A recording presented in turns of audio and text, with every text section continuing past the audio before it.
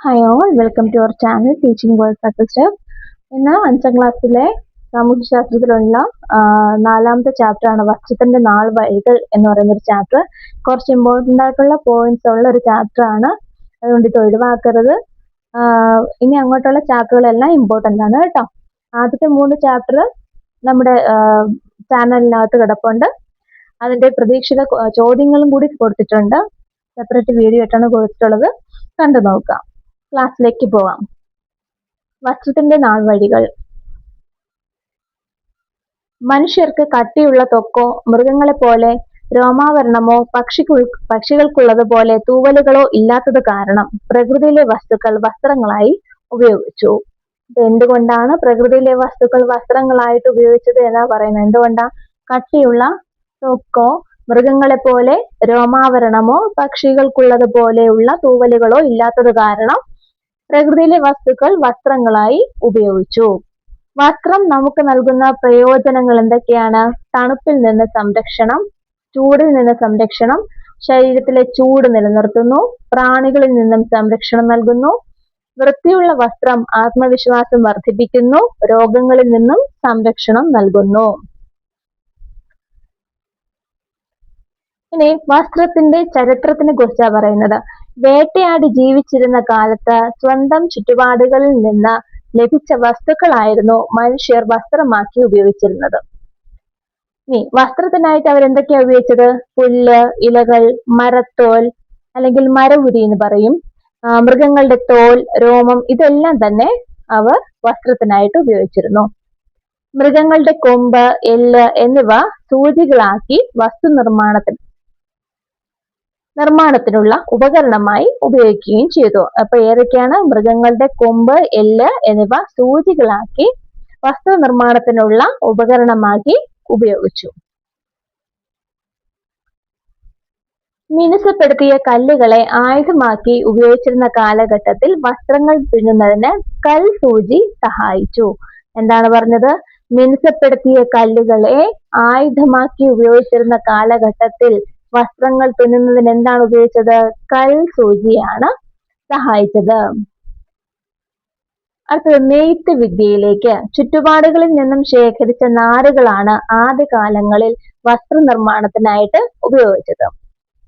ഇനി നാരുകൾ കൂട്ടിച്ചേർത്ത് പിരിച്ച് നീളമുള്ള നൂലുകളാക്കി ഇത്തരത്തിലുള്ള നൂല് ഉപയോഗിച്ച് തുണി ഉണ്ടാക്കുന്ന വിദ്യയാണ് നെയ്ത്ത് എന്ന് പറയുന്നത്. അപ്പൊ എന്താണ് നെയ്ത്ത് എന്ന് പറഞ്ഞാല്? ആദ്യകാലങ്ങളിൽ ചുറ്റുപാടിൽ നിന്ന് ശേഖരിച്ച നാരുകൾ ഉപയോഗിച്ചു? വസ്ത്രനിർമ്മാണത്തിനായിട്ട് ഉപയോഗിച്ചു. പിന്നീട് എന്ത് ചെയ്തു? നാരുകൾ കൂട്ടിച്ചേർത്ത് പിരിച്ച് നീളമുള്ള നൂലുകളാക്കി മാറ്റി. ഇത്തരത്തിലുള്ള നൂല് ഉപയോഗിച്ച് തുണി ഉണ്ടാക്കുന്ന വിദ്യക്ക് പറയുന്ന പേരാണ് നെയ്ത്ത് എന്ന് പറയുന്നത്. ഇനി സിന്ധു നദീതടത്തിലെ വസ്ത്രം. ഇന്ത്യയുടെ വടക്ക് പടിഞ്ഞാറ് ഭാഗത്ത് നിലനിന്നിരുന്ന പ്രാചീന സംസ്കാരമാണ് സിന്ധു നദീതട സംസ്കാരം അല്ലെങ്കിൽ ഹാരപ്പൻ സംസ്കാരം എന്ന് പറയുന്നത്. ഏത് ഭാഗത്താ? ഇന്ത്യയുടെ വടക്ക് പടിഞ്ഞാറ് ഭാഗത്ത് നിലനിന്നിരുന്ന പ്രാചീന സംസ്കാരമാണ് സിന്ധു നദീതട സംസ്കാരം. ലഭ്യമായ തെളിവുകളുടെ അടിസ്ഥാനത്തിൽ അനുമാനിക്കാവുന്ന സിന്ധു ജനതയുടെ തൊഴിൽ എന്ന് പറയുന്നത് പരുത്തിയും കമ്പിളി വസ്ത്രങ്ങളുടെ നിർമ്മാണവുമായിരുന്നു. അപ്പൊ സിന്ധു നദീതട വാസികളുടെ തൊഴിലായിട്ട് കണക്കാക്കുന്നത് എന്താണ്? പരുത്തിയും കമ്പിളി വസ്ത്രങ്ങളുടെ നിർമ്മാണവും. അവിടെ നിന്ന് ലഭിച്ച കുപ്പായമണിഞ്ഞ പ്രതിമകൾ പ്രതിഫലിപ്പിക്കുന്നത് എന്താണ്? ജനതയുടെ വസ്ത്രധാരണ രീതിയാണ്. സിന്ധു നദിയുടെ സംസ്കാരമൊക്കെ പഠിക്കുന്ന സമയത്ത് ഇതുപോലുള്ള ഒരുപാട് ചോദ്യങ്ങൾ വരും. PSCക്ക് ഇഷ്ടപ്പെട്ട ഒരു മേഖലയാണ്, അതുകൊണ്ട് വിട്ടുകളയരുത് കേട്ടോ. പരുത്തി ഇവിടെ നിന്ന് മറ്റു ദേശങ്ങളിലേക്ക് കൊണ്ടുപോയിരുന്നതായിട്ടും കരുതപ്പെടുന്നുണ്ട്. ആദ്യകാലത്ത് പരുത്തിയിൽ നിന്നും ചണത്തിൽ നിന്ന് നിർമ്മിച്ച നൂൽ ഉപയോഗിച്ച് കൈകൾ കൊണ്ട് മാത്രമാണ് തുണി നിർമ്മിച്ചിരുന്നത്. മൃഗങ്ങളുടെ തോലിനേക്കാൾ മെച്ചപ്പെട്ടതാണ് നൂൽ കൊണ്ട് നെയ്തെടുത്ത തുണികൾ എന്ന തിരിച്ചറിവ് നെയ്ത്ത് വസ്ത്രങ്ങളുടെ വ്യാപനത്തിന് ഇടയാക്കി. എങ്ങനെയാണ് നെയ്ത്ത് വസ്ത്രങ്ങളുടെ വ്യാപനത്തിന് ഇടയായത്? മൃഗങ്ങളുടെ തോലിനേക്കാൾ മെച്ചപ്പെട്ടതാണ് നൂൽ കൊണ്ട് നെയ്തെടുത്ത തുണികൾ എന്ന തിരിച്ചറിവ് നെയ്ത്ത് വസ്ത്രങ്ങളുടെ വ്യാപനത്തിന് ഇടയാക്കി. മരം കൊണ്ട് നിർമ്മിച്ച തറികൾ ഉപയോഗിച്ച് തുണി നിർമ്മിക്കുന്ന രീതി പിന്നീട് വികാസം പ്രാപിച്ചു. മനുഷ്യരുടെ വസ്ത്ര ആവശ്യം വർദ്ധിച്ചത് നെയ്ത്ത് ഉപകരണങ്ങളുടെ കണ്ടുപിടുത്തത്തിന് വഴിതെളിച്ചു. ഇത് നെയ്ത്ത് വേഗത്തിലാക്കാൻ സഹായിക്കുകയും ചെയ്തു. ഇനി കൈത്തറിയുടെ ആരംഭം. നൂൽ ഉപയോഗിച്ച് കൈത്തറിയിൽ നെയ്യുന്ന തുണികളാണ് കൈത്തറി തുണികൾ എന്ന് പറയുന്നത്. എന്താണ് കൈത്തറി തുണികൾ എന്ന് പറയുന്നത്? നൂൽ ഉപയോഗിച്ച് കൈത്തറിയിൽ നെയ്യുന്ന തുണികൾക്ക് പറയുന്ന പേരാണ് കൈത്തറി തുണികൾ. കൈത്തറിയുടെ കണ്ടുപിടുത്തം വസ്ത്രനിർമ്മാണ രംഗത്ത് മുന്നേറ്റം ഉണ്ടാക്കി. ഇൻഡിഗോ അല്ലെങ്കിൽ നീലം ചെടിയിൽ നിന്ന് ഉണ്ടാക്കിയ ചായം കൊണ്ട് വസ്ത്രങ്ങൾക്ക് നിറം നൽകി കാലക്രമേണ തുണി നെയ്യുന്ന വിദ്യ കൂടുതൽ പ്രചാരത്തിലുമായി. അപ്പൊ എങ്ങനെയാണ് ചായം നൽകിയത്, നിറം നൽകിയത്? ഇൻഡിഗോ അല്ലെങ്കിൽ നീലം ചെടിയിൽ നിന്നുണ്ടാക്കിയ നിറം കൊണ്ട് വസ്ത്രങ്ങൾക്ക് ചായം നൽകുവാൻ തുടങ്ങി. ഇനി പ്രധാനപ്പെട്ട കൈത്തറി കേന്ദ്രങ്ങൾ ഏതൊക്കെയാണ്? ഒന്ന് കണ്ണൂർ, തിരുവനന്തപുരം, തൃശൂർ. അതില് കണ്ണൂരില് സ്ഥലം കൊടുത്തിട്ടില്ല. തിരുവനന്തപുരത്തുള്ളത് ബാലരാമപുരം, എല്ലാവർക്കും അറിയാം. തൃശ്ശൂരാണെങ്കിലോ കുത്താമ്പുള്ളി. അപ്പൊ പ്രധാനപ്പെട്ട കൈത്തറി കേന്ദ്രങ്ങൾ ഏതൊക്കെയാണ്? കണ്ണൂർ, തിരുവനന്തപുരം, തൃശൂർ. തിരുവനന്തപുരത്തെ ബാലരാമപുരവും തൃശ്ശൂരുള്ള കൂത്താമ്പുള്ളിയുമാണ് പ്രധാനപ്പെട്ട കൈത്തറി കേന്ദ്രങ്ങൾ എന്ന് പറയുന്നത്.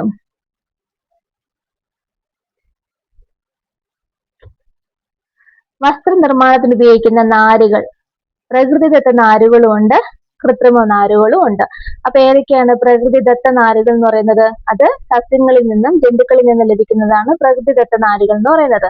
ജന്തുക്കളിൽ നിന്നാകുമ്പോഴത്തേക്ക് ചെമ്മരിയാടിൽ നിന്ന് കമ്പിളിയും പട്ടുനൂൽ പുഴുവിൽ നിന്ന് പട്ടിന്റെ നാരും ലഭിക്കുന്നു.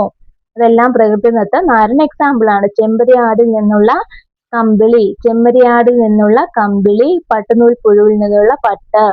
ഈ സസ്യങ്ങളിൽ നിന്നാണെങ്കിലോ പരുത്തി, ചണം ചെടികളിൽ നിന്ന് യഥാക്രമം പരുത്തിനാരും, പരുത്തി ചെടിയിൽ നിന്നും പരുത്തിനാരും ചണച്ചെടിയിൽ നിന്നും ചണനാരും നിർമ്മിക്കുന്നു. ഇത് രണ്ടും പ്രകൃതിദത്ത നാരുകൾക്ക് എക്സാമ്പിൾ ആണ്. ഇനി കൃത്രിമം നാരുകൾ. പെട്രോളിയം പോലുള്ള രാസവസ്തുക്കളിൽ നിന്നാണ് കൃത്രിമ നാരുകൾ ഉൽപ്പാദിപ്പിക്കുന്നത്. അപ്പൊ എങ്ങനെയാണ് കൃത്രിമ നാരുകൾ ഉൽപ്പാദിപ്പിക്കുന്നത്? പെട്രോളിയം പോലുള്ള രാസവസ്തുക്കളിൽ നിന്നാണ് കൃത്രിമ നാരുകൾ ഉൽപ്പാദിപ്പിക്കുന്നത്. ഇനി എന്താണ് ഇവയുടെ മേന്മ എന്ന് പറയുന്നത്? പ്രകൃതിദത്ത നാരുകളെക്കാളും കൃത്രിമ നാര് ഉപയോഗിച്ച് തുണിത്തരങ്ങൾ ഉൽപ്പാദിപ്പിക്കുന്നതിന് പൊതുവെ ചെലവ് കുറവാണ്. പെട്ടെന്ന് ചുളിവുണ്ടാകത്തില്ല എന്നൊരു മേന്മയും കൂടി ഇതിലുണ്ട്. എന്താണ് മേന്മ എന്ന് പറയുന്നത്? പെട്ടെന്ന് ചുളിഞ്ഞു പോകത്തില്ല. അതുപോലെ തന്നെ ഇവ ഉണ്ടാക്കുന്നതിന് പൊതുവെ ചെലവ് കുറവാണ്.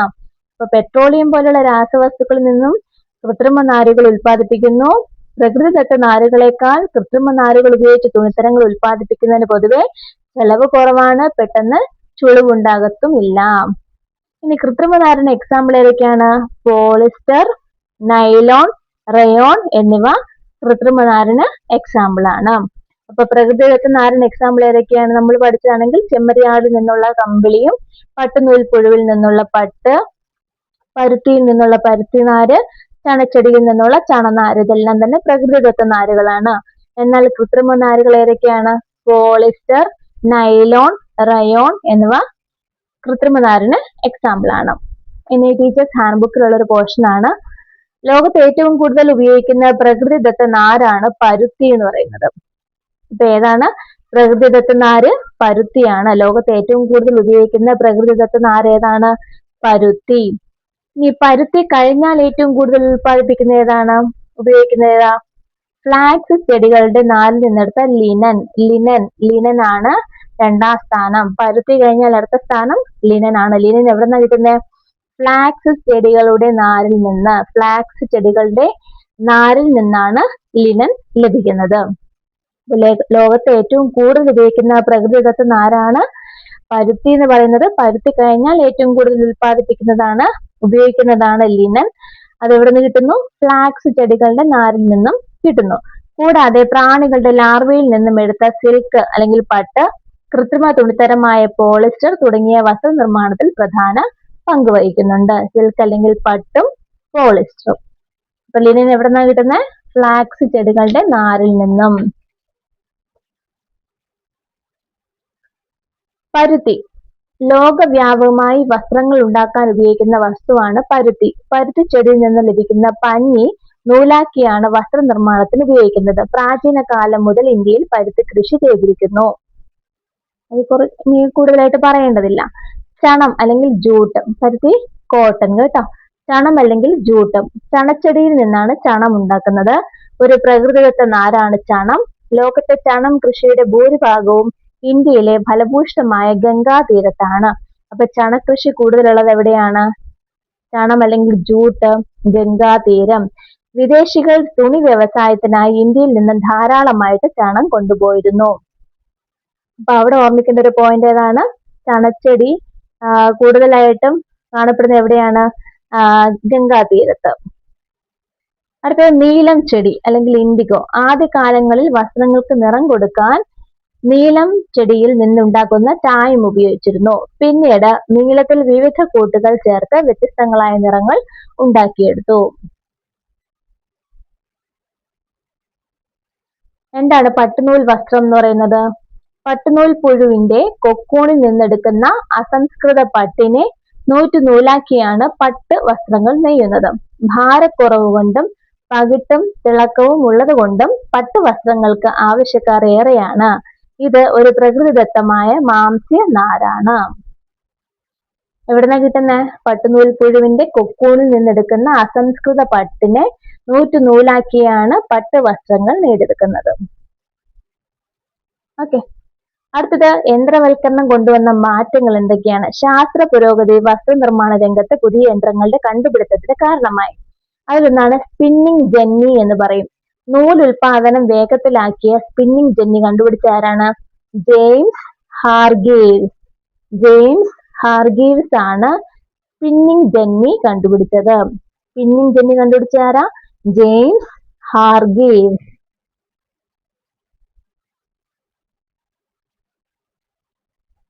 യന്ത്രത്തറി അല്ലെങ്കിൽ പവർ ലൂം. ഊർജ സ്രോതസ്സിന്റെ സഹായത്തിൽ പ്രവർത്തിക്കുന്ന കൈത്തറിയേക്കാൾ വളരെ വേഗത്തിൽ കൂടുതൽ തുണി ഉൽപ്പാദിപ്പിക്കാൻ കഴിയുന്ന യന്ത്രത്തറി കണ്ടുപിടിച്ചത്. പവർ ലൂം കണ്ടുപിടിച്ച ആരാ? എഡ്മണ്ട് കാർട്ട്റൈറ്റ് ആണ് പവർ ലൂം കണ്ടുപിടിച്ചത്. എഡ്മണ്ട് കാർട്ട്റൈറ്റ്. സ്പിന്നിങ് ജെന്നി കണ്ടുപിടിച്ചത് ജെയിംസ് ഹാർഗ്രീവ്സും യന്ത്രത്തറി അല്ലെങ്കിൽ പവർ ലൂം കണ്ടുപിടിച്ചത് എഡ്മണ്ട് കാർട്ട്റൈറ്റും. സമൂഹത്തിൽ വന്ന മാറ്റങ്ങളും വസ്ത്രനിർമ്മാണത്തെ കാര്യമായി സ്വാധീനിച്ചു. വസ്ത്രങ്ങളുടെ ആവശ്യകതയിൽ ഉണ്ടായ വർധനവ് കൂടുതൽ നവീനമായ നെയ്ത്തു യന്ത്രങ്ങളുടെ വികാസത്തിന് വഴിതെളിച്ചു. യന്ത്രങ്ങളുടെ ഉപയോഗം വസ്ത്രനിർമ്മാണത്തിൽ വരുത്തിയ മാറ്റങ്ങൾ എന്തൊക്കെയാണ്? വസ്ത്ര ഉൽപാദനത്തിലെ വർധനവ്, മനുഷ്യരുടെ അധ്വാന ഭാരത്തിലെ കുറവ്, വസ്ത്രങ്ങളിലെ വൈവിധ്യം, ഗുണമേന്മയുള്ള വസ്ത്രങ്ങൾ, വസ്ത്രങ്ങളുടെ വ്യാപനം.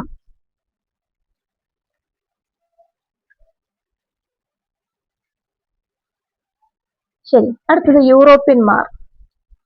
ഭൂമിയിലെ 7 വൻകരകളിൽ ഒന്നാണ് യൂറോപ്പ് എന്ന് പറയുന്നത്. ഈ വൻകരയിലുള്ള ജനതയാണ് യൂറോപ്യർ എന്ന് വിളിക്കുന്നത്. അപ്പൊ യൂറോപ്പ് എന്ന വൻകരയിലുള്ള ജനതയെ എന്ത് വിളിക്കുന്നു? യൂറോപ്യർ എന്ന് വിളിക്കുന്നു. യൂറോപ്പിൽ നിന്നും കച്ചവടത്തിനായി ഇന്ത്യയിലെത്തിയവർ ആരൊക്കെയാണ്? പോർച്ചുഗീസുകാർ, ഡച്ചുകാർ, ഇംഗ്ലീഷുകാർ, ഫ്രഞ്ചുകാർ. പോർച്ചുഗീസുകാർ പോർച്ചുഗലിൽ നിന്നും, ഡച്ചുകാർ അല്ലെങ്കിൽ നെതർലാൻഡ്സ്, ഇംഗ്ലീഷുകാർ ഇംഗ്ലണ്ടിൽ നിന്നും, ഫ്രഞ്ചുകാർ എവിടുന്ന? ഫ്രാൻസിൽ നിന്നും വന്നവരാണ്. ഇന്ത്യയെ കോളനിയാക്കി മാറ്റിയ അവർ ഇവിടെ നിന്നുള്ള അസംസ്കൃത വസ്തുക്കൾ അവരുടെ ദേശങ്ങളിലേക്ക് കൊണ്ടുപോയി. ഇക്കൂട്ടത്തിൽ ഏറ്റവും കൂടുതൽ കാലം ഇന്ത്യയെ കോളനിയാക്കി വച്ചിരുന്ന ആരാണ്? ഇംഗ്ലീഷുകാരാണ്. ഏറ്റവും കൂടുതൽ കാലം ഇന്ത്യയെ കോളനിയാക്കി വച്ചിരുന്നത് ഇംഗ്ലീഷുകാർ. വസ്ത്രങ്ങളിലെ വൈവിധ്യം. വസ്ത്രധാരണത്തെ സ്വാധീനിക്കുന്ന ഘടകങ്ങൾ എന്തൊക്കെയാണ്? കാലാവസ്ഥ, ആചാരം, പ്രാദേശിക വ്യത്യാസം, തൊഴിൽ, അധികാര സ്ഥാനങ്ങൾ അല്ലെങ്കിൽ പദവി. വസ്ത്രവൈവിധ്യം പ്രകടമായി കാണാൻ കഴിയുന്ന മറ്റൊരു മേഖലയാണ് കലാരംഗം. വസ്ത്രവൈവിധ്യം കാണാൻ കഴിയുന്ന ചില കലകൾക്ക് ഉദാഹരണമാണ് കഥകളി, തെയ്യം, മോഹിനിയാട്ടം.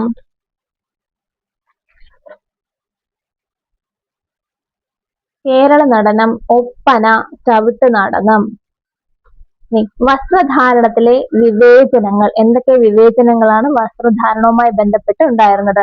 തെക്കൻ കേരളത്തിലെ താഴ്ന്ന ജാതിക്കാർ എന്ന് പറയപ്പെടുന്ന സ്ത്രീകൾക്ക് മേൽവസ്ത്രം ധരിക്കാനുള്ള അവകാശം അനുവദിച്ചുകൊണ്ട് ഉത്രം തിരുനാൾ മാർത്താണ്ഡവർമ്മ വിളംബരം പുറപ്പെടുവിച്ച വർഷമാണ് 1859. മേൽമുണ്ട് സമരം എന്ന് നമ്മൾ പറഞ്ഞിട്ടുണ്ട്, അല്ലെങ്കിൽ പഠിച്ചിട്ടുമുണ്ട്. അപ്പൊ ആരാണ്? ഉത്രം തിരുനാൾ മാർത്താണ്ഡവർമ്മ. അപ്പൊ പണ്ട് കാലങ്ങളിൽ തെക്കൻ കേരളത്തിലുള്ള താഴ്ന്ന ജാതിക്കാരായ സ്ത്രീകൾക്ക് മേൽവസ്ത്രം ധരിക്കാനുള്ള അവകാശം ഉണ്ടായിരുന്നില്ല. എന്നാൽ അതിനെ അനുവദിച്ചുകൊണ്ട് ഉത്രം തിരുനാൾ മാർത്താണ്ഡവർമ്മ വിളംബരം പുറപ്പെടുവിച്ച വർഷമാണ് 1859. അന്ന് നിലനിന്നിരുന്ന ജാതി വ്യവസ്ഥ ചില വിഭാഗം ജനങ്ങളെ ഇഷ്ടപ്പെട്ട വസ്ത്രങ്ങൾ ധരിക്കുന്നതിൽ നിന്നും തടഞ്ഞിരുന്നു. വസ്ത്രം ഒരു സമര ആയുധം. തിരുവിതാംകൂർ തെക്കൻ കേരളത്തിലെ ഭൂരിഭാഗം പ്രദേശങ്ങളും മധ്യ കേരളത്തിലെ ചെറിയൊരു ഭാഗവും ഇന്ന് തമിഴ്നാടിന്റെ ഭാഗമായ കന്യാകുമാരി ജില്ലയും ഉൾപ്പെട്ട നാട്ടുരാജ്യമാണ് തിരുവിതാംകൂർ. അപ്പൊ ഏതൊക്കെ ചേർന്നതാണ് തിരുവിതാംകൂർ എന്ന് പറയുന്നത്? തെക്കൻ കേരളത്തിലെ ഭൂരിഭാഗം പ്രദേശങ്ങളും മധ്യ കേരളത്തിലെ ചെറിയ ഒരു ഭാഗം, തമിഴ്നാടിന്റെ ഭാഗമായ കന്യാകുമാരി, ഇത്രയും ചേർന്നതാണ് തിരുവിതാംകൂർ. തിരുവിതാംകൂർ നാട്ടുരാജ്യം വിസ്തൃതി പ്രാപിച്ചത് അനിഴം തിരുനാൾ മാർത്താണ്ഡവർമ്മയുടെ കാലത്താണ്. ഏത് നൂറ്റാണ്ടാണ്? 18-ാം നൂറ്റാണ്ട്.